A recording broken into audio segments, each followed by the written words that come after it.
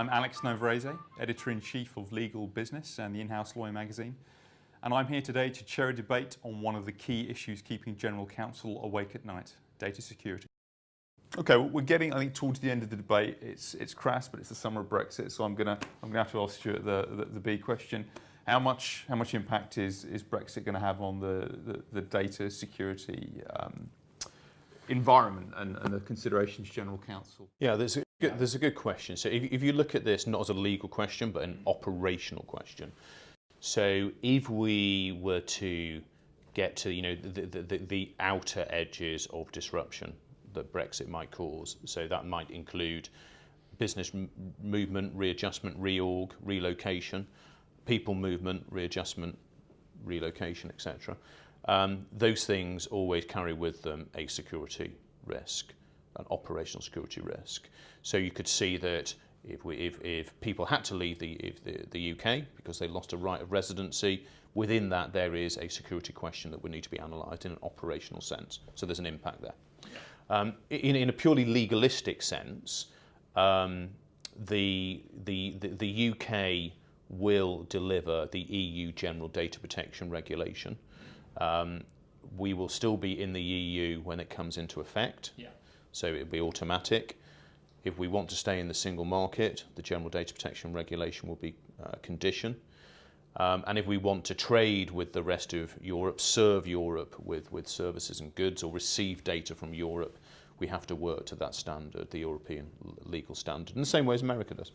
So the General Data Protection Regulation will be operating in the United Kingdom regardless of the Brexit vote in some form. The other point to note is that the UK supported the GDPR, and it was actually the UK regulator who proposed it in the first place. So we were people behind it.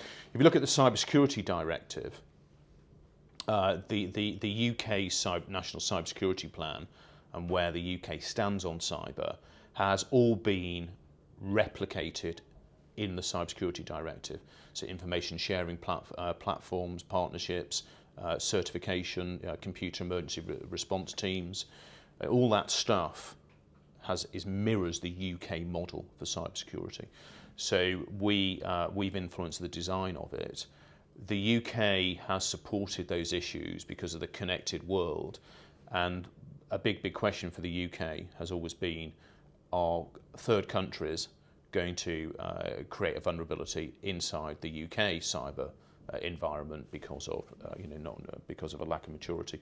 So we will deliver on the Cybersecurity Directive anyway, because we already are. So that's the long answer to the Brexit question. So dumbing down your answer, I think your feeling is with the likely outcomes from the referendum, it's probably not going to have a huge change. For cyber and data privacy at all? No, not at all. I think the way to look at it, Alex, is almost the world in which we inhabit is one that's now an increasingly independent global economy. Yeah. And in that, that is built on free flow of goods, people, services. Critical to services will be data.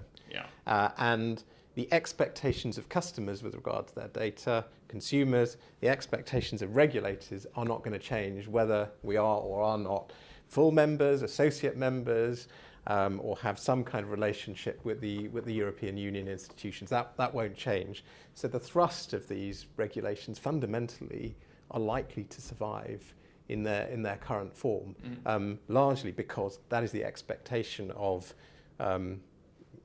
citizens in the UK now, consumers, and also of regulators. So I think that really is the top line. I don't think individuals should come away from seeing that vote and think, actually, that's a very painful bit of regulation. We might not be in the EU, so we don't have to implement it. The reality is you're going to have to give effect to it.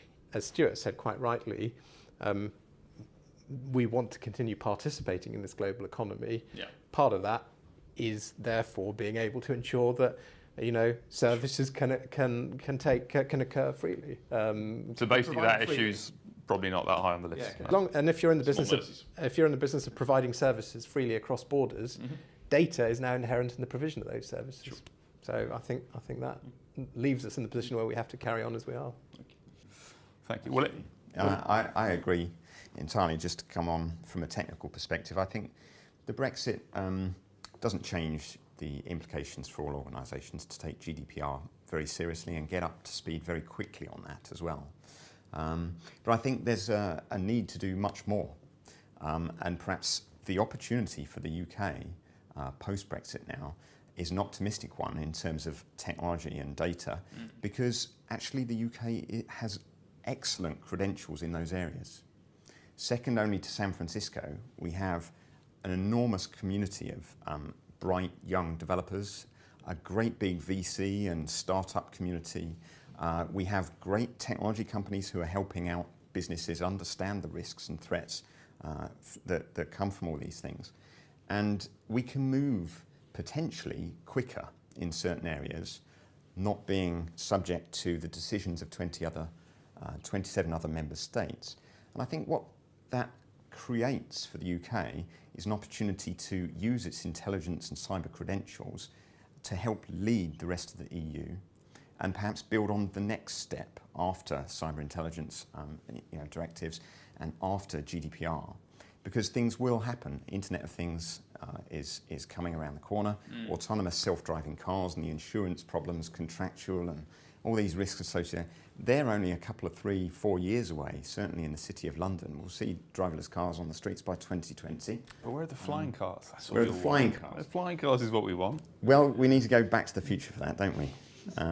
So perhaps we should ask Michael J. Fox.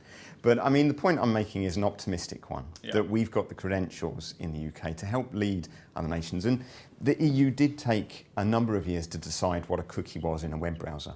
Yeah. It took almost 10 years to do that. That's no longer relevant because everybody's individual browsing habits are already tracked across multiple devices and multiple locations using different systems now anyway. That's not a problem that we should worry ourselves about. It's just an opportunity that we should take forward as the UK to develop what we do and how we can help other countries to improve their systems. Because as Raj said, everything's connected now in a global world. You know. Well, thanks to the panel. It's been a lovely debate. Let's just end on a final thought or a takeaway, particularly for the General Counsel audience. Stewart, what do you want to leave the audience with? Well, the essence of what I'm trying to say is that General Counsel is in the position to enable the development of cybersecurity and privacy strategy, vision and strategy. And that's the thing that people need to aim for, an appropriate vision and build out an appropriate strategy. To the point, Raj? I would build on Stuart's point, which is that there is actually very strong motivation for General Counsel and heads of legal to be involved in this, because coming back to my point about the regulatory landscape, that is becoming much more aggressive, much more intrusive, and that's where lawyers absolutely need to be involved. And issues relating to data have an impact, which we now see to be much more enduring on the reputation of organisations. And again, that is something that most General Counsel, most heads of legal should have a strong interest in. So not only should they do what Stuart's talking about, actually I would say General Counsel have a very strong motive and incentive to actually heed the advice that Stuart's just provided there. Tony, final thoughts? Yes, I think the IT team, the CISO, the CIO, have a real opportunity to work hand in hand with the board and the GC of many, many enterprises to develop the scope of how they respond to these kind of threats.